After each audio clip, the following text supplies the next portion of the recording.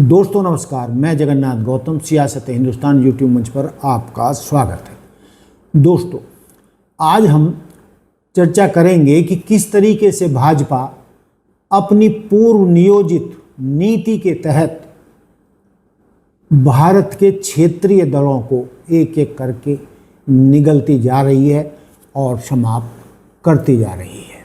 दोस्तों,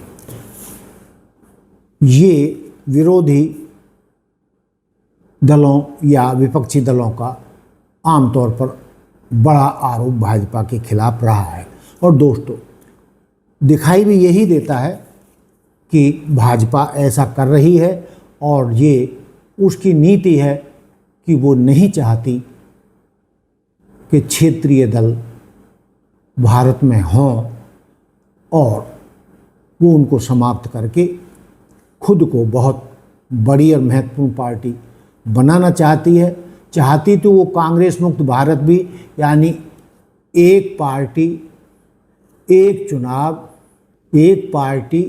चुनाव और एक पार्टी का सत्ता, इस तरीके की नीति पर भाजपा चल रही है। खैर, राहुल गांधी के नेतृत्व में कांग्रेस तो उसके काबू में आई नहीं और कांग्रेस निरंतर आगे बढ़ रही है। वो 44 से 54 आई, 54 से 99 और अब उम्मीद की जा रही है कि 2029 के चुनावों में कांग्रेस कोई बड़ा खेल करके भाजपा को सत्ता से बाहर कर सकती है। लेकिन दोस्तों, हम बात कर रहे थे कि भाजपा ने किस तरीके से धीरे धीरे क्षेत्रीय दलों से पहले तो दोस्ती गांठी, फिर उनके आधार पर कब्जा किया, उनके नेताओं को अपने आप में मिलाया, उनके विधायकों को अपनी पार्टी में शामिल किया। और जब वैसे तो भाजपा पहले छोटे भाई के रूप में क्षेत्रीय दलों से समझौता करती है, लेकिन बाद में उनको तड़पा कर ख़त्म कर देती है। दोस्तों, ये सिलसिला उनका 12 साल से चल रहा है। दोस्तों, शिवसेना का आरोप है कि बीजेपी ने छोटे भाई की भूमिका में निकलकर राज्य में अपनी ताकत इतनी बढ़ा ली कि शिवसेना की प्रासंगिकता ही खत्म होने लगी। 2022 में शिवसेना में बड़ी फूट हुई, जिसका एक धड़ा बीजेपी के साथ चला गया। विपक्ष इसी दल को निगलने की रणनीति कहता है, यानी वो साम दाम दंड भेद से पहले पार्टी को तोड़ती है, फिर उसके एक हिस्से को अपने में मिला लेती है और जो मूल पार्टी होती है उसको ध्वस्त कर देती है। दोस्तों, इसी तरीके का आरोप शिरोमणि अकाली दल पंजाब का है। अकाली दल बीजेपी के सबसे पुराने सहयोगियों में से एक था। पंजाब में बीजेपी हमेशा छोटे भाई की भूमिका में रही, लेकिन कृषि कानूनों के विवाद के बाद जब गठबंधन टूटा तो बीजेपी अब वहाँ स्वतंत्र रूप से अपना आधार बढ़ा रही है। अकाली दल का तर्क है कि गठबंधन के दौरान बीजेपी ने उसके शहरी वोट बैंक में पैठ बनाई और कब्जा कर लिया। आज जो भाजपा पंजाब में उसके रहमो करम पे थी, आज वो उसको आंखें दिखा रही है और अकाली दल को पीछे छोड़कर पंजाब में अकेले दम पर अपनी भूमिका तैयार कर रही है। जेडीयू, दोस्तों जेडीयू को तो नया मामला है। नीतीश कुमार कई बार एनडीए से बाहर आए गए। दोस्तों, नीतीश कुमार का आरोप है, सार्वजनिक रूप से आरोप लगाया था कि बीजेपी उनकी पार्टी को कमज़ोर करने की कोशिश कर रही है। विशेषकर 2020 के चुनाव में चिराग पासवान के फैक्टर को लेकर जेडीयू को मानना था कि बीजेपी उसके विधायकों को तोड़कर या संगठन को कमज़ोर करके उसे ख़त्म करना चाहती है और उसने लोजपा का इस्तेमाल करके चिराग पासवान की पीठ पर बंदूक जिस तरीके से चलाई तो जेडीयू की शक्ति आधी हो गई थी। दोस्तों, लोक जनशक्ति पार्टी घटनाक्रम, रामविलास पासवान के निधन के बाद पार्टी दो फाड़ हो गई। चिराग पासवान ने आरोप लगाया था कि उनके चाचा पशुपति पारस को बीजेपी ने सह दी ताकि पार्टी पर नियंत्रण पाया जा सके। हालांकि वर्तमान में चिराग फिर से भाजपा के एनडीए का हिस्सा है, लेकिन कब चिराग पासवान की पार्टी को भी बीजेपी हड़क जाएगी कोई कह नहीं सकता। दोस्तों, असम गण परिषद एजीपी आसाम, दोस्तों वहाँ पर स्थिति असम में बीजेपी कभी एजीपी की जूनियर पार्टनर थी। आज स्थिति यह है कि बीजेपी राज्य की मुख्य सत्ताधारी पार्टी है और एजीपी का एक बहुत ही छोटा सहयोगी के रूप में सिमट कर रह गई है। एजीपी का अधिकांश जनाधार बीजेपी में समाहित हो चुका है। हरियाणा जनहित कांग्रेस दोस्तों एचजेसी घटनाक्रम, कुलदीप बिश्नोई की पार्टी ने 2014 के आसपास बीजेपी के साथ गठबंधन किया था। बाद में यह जल बिखर गया और अंततः बीजेपी में विलीन हो गया। आज कुलदीप चौधरी की बीजेपी में क्या हैसियत है मुझे बताने की ज़रूरत नहीं है।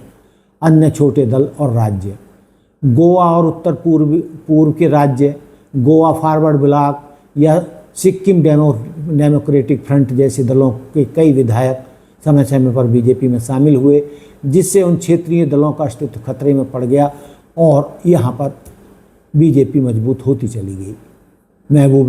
महबूबा मुफ्ती पीडीपी, जम्मू कश्मीर में बीजेपी पीडीपी गठबंधन टूटने के बाद पीडीपी में फूट और टूट हुई, जिसका आरोप मुफ्ती ने बीजेपी पर लगाया कि पीडीपी को तोड़ने में भाजपा का हाथ रहा है।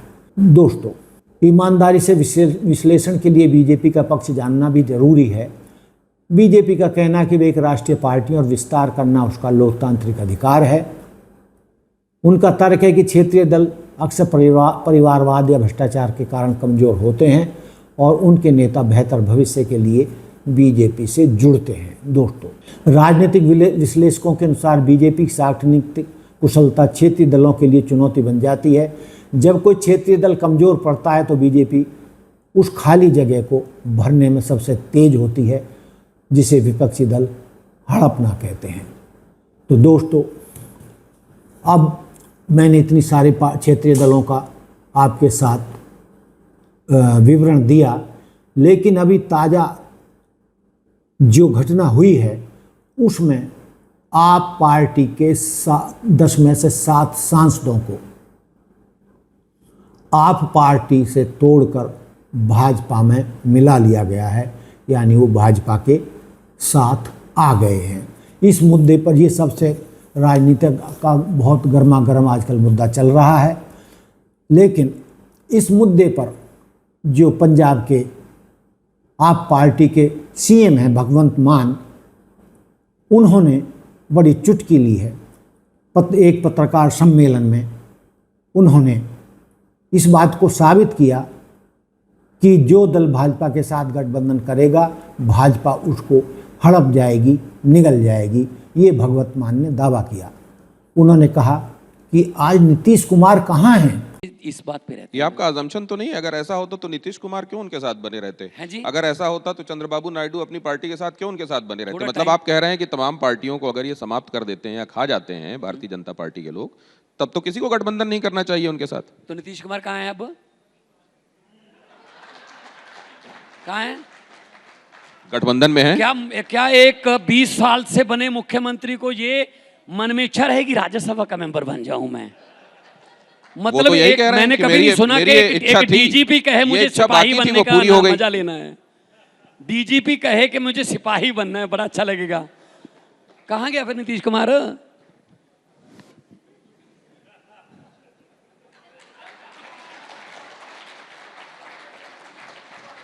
दोस्तों, भारत के इतिहास में कोई ऐसा हादसा नहीं हुआ कि कोई मुख्यमंत्री अपनी कुर्सी छोड़कर राज्यसभा का मेंबर बनने की इच्छा रखे। भगवंत मान कहते हैं कि क्या कोई पुलिस का डीजीपी सिपाही बनने की हसरत पालेगा कि अब मैं डीजीपी से हटकर मैं एक सिपाही का मजा लेना चाहता हूं। तो दोस्तों, देखते रहिए सियासत हिंदुस्तान। जय हिंद, जय भारत, जय संविधान। लाइक, सब्सक्राइब और शेयर दोस्तों ये काम करना न भूलें।